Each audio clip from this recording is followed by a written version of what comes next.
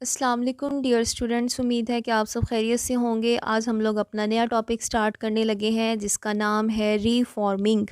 रीफॉर्मिंग आपके पास एक ऐसा प्रोसेस होता है जिसमें स्ट्रेट चेन हाइड्रोकार्बन्स को कन्वर्ट किया जाता है ब्रांच चेन ऑर्गेनिक कंपाउंड्स के अंदर, in the presence of heat, in presence of catalyst, but in absence of oxygen. अब हम लोग रिफॉर्मिंग प्रोसेस क्यों करते हैं? आपने लास्ट टॉपिक में पढ़ा कि हमारे पास जब फ्रैक्शनल डिस्टिलेशन की जाती है पेट्रोलियम की, तो वहाँ पे गैसोलीन प्रोड्यूस होता है। जो गैसोलीन आपके पास हासिल हो रहा है, जिसे सिंपल पेट्रोल बोलते हैं, ठीक है, वो अच्छी क्वालिटी का नहीं है। तो उस गैसोलीन की क्वालिटी को इम्प्रूव करने के लिए हम रिफॉर्मिंग प्रोसेस करते हैं। ये नाम से रिप्रेजेंट है रिफॉर्मिंग, यानी आपने जो पहले से मौजूद चीज़ है उसको रीफॉर्म करना है, उसको दोबारा से बनाना है, उसमें कुछ मॉडिफिकेशंस करनी है। तो रीफॉर्मिंग प्रोसेस में हमारे पास जो गैसोलीन होता है, जो फ्रैक्शनल डिस्टिलेशन से आपके पास हासिल हो रहा है, उसमें ज़्यादातर कंपाउंड्स हैं स्ट्रेट चेन हाइड्रोकार्बन्स हैं। तो इस प्रोसेस में हमने क्या करना है, स्ट्रेट चेन को कन्वर्ट करना है ब्रांचेस में, ताकि उस फ्यूल का ऑक्टेन नंबर इंक्रीज़ हो सके। ऑक्टेन नंबर किसे बोलते हैं? ऑक्टेन नंबर आपके पास एक पैरामीटर होता है जो किसी भी गैसोलीन की, किसी भी फ्यूल की क्वालिटी के बारे में बताएगा। जितना ज़्यादा ऑक्टेन नंबर ज़्यादा होगा, ऑक्टेन नंबर मतलब जितना कोई ऑर्गेनिक कंपाउंड ब्रांचेस वाला होगा, उस कंपाउंड का ऑक्टेन नंबर उतना हाई, और उस फ्यूल की क्वालिटी उतनी क्या होती है, ज़्यादा होती है। फ्यूल की क्वालिटी को स्टडी करने के लिए ऑक्टेन नंबर का कॉन्सेप्ट दिया जाता है। ऑक्टेन नंबर की वैल्यू अगर 100% है, तो इसका मतलब ये है कि वो कंपाउंड जो है, वो फ्यूल आपके पास जो है वो अच्छी क्वालिटी का है और उसमें मैक्सिमम ब्रांचेस वाले कंपाउंड हैं।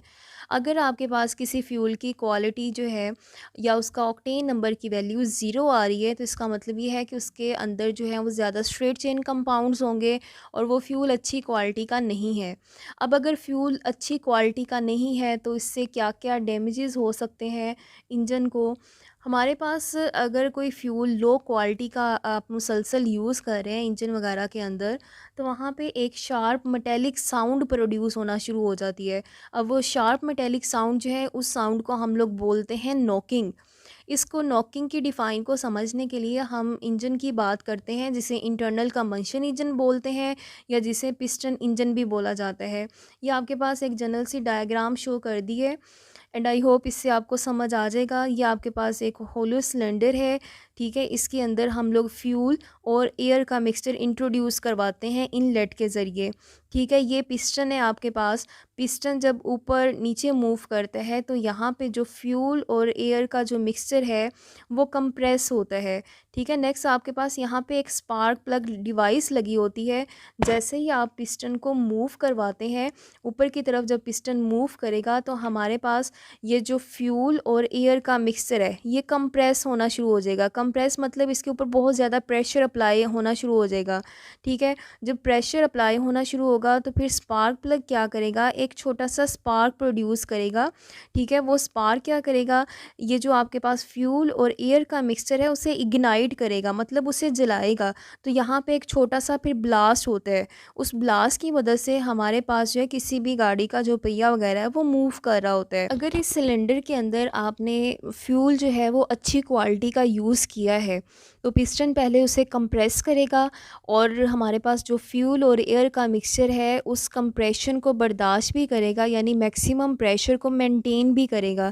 फिर स्पार्क प्लग जो है वो फायर प्रोड्यूस करेगा, यहाँ पे इग्निशन होती है और पिस्टन यहाँ पे नीचे की तरफ मूव करता है, ठीक है, जिससे आपके पास इंजन की वर्किंग स्टार्ट हो जाती है।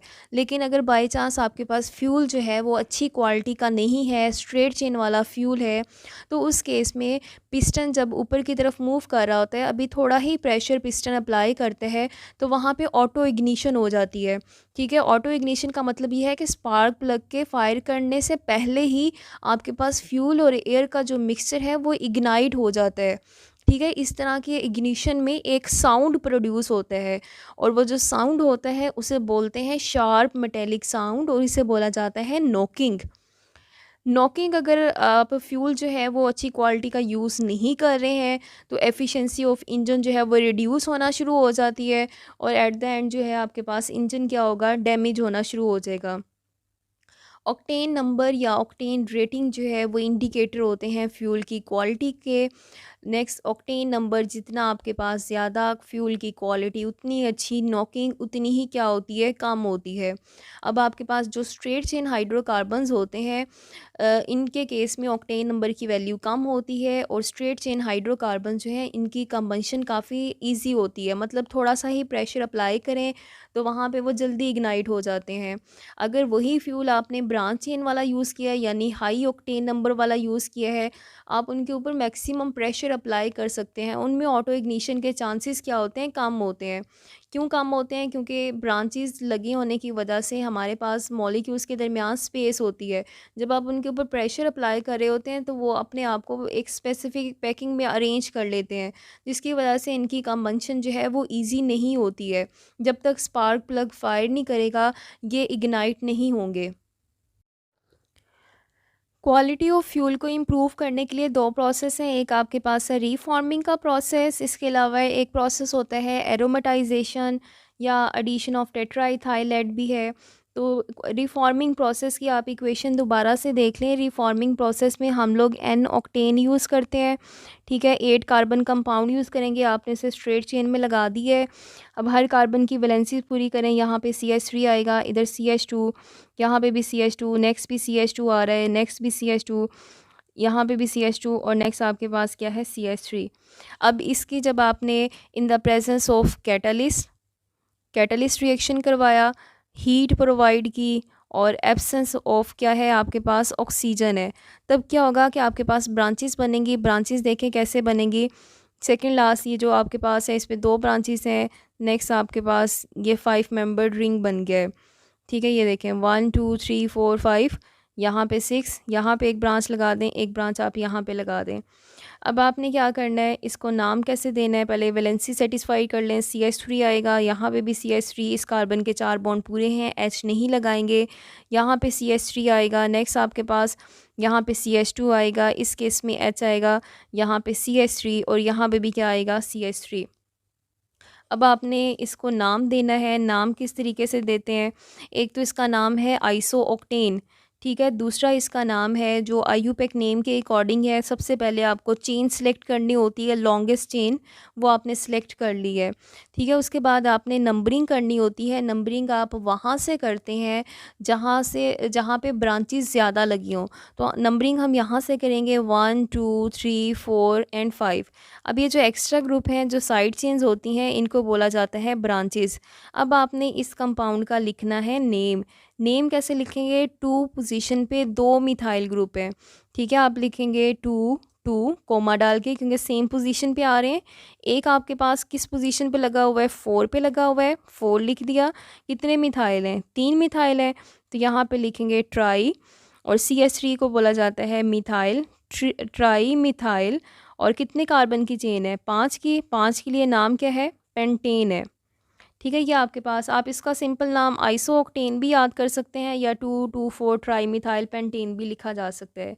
ये इंशाल्लाह चैप्टर नंबर 8 में हम इसका IUPAC नेम पढ़ेंगे, तो आप फिर खुद से इसके कोई भी कंपाउंड दे दिया जाए तो आप नाम लिख सकते हैं इसका।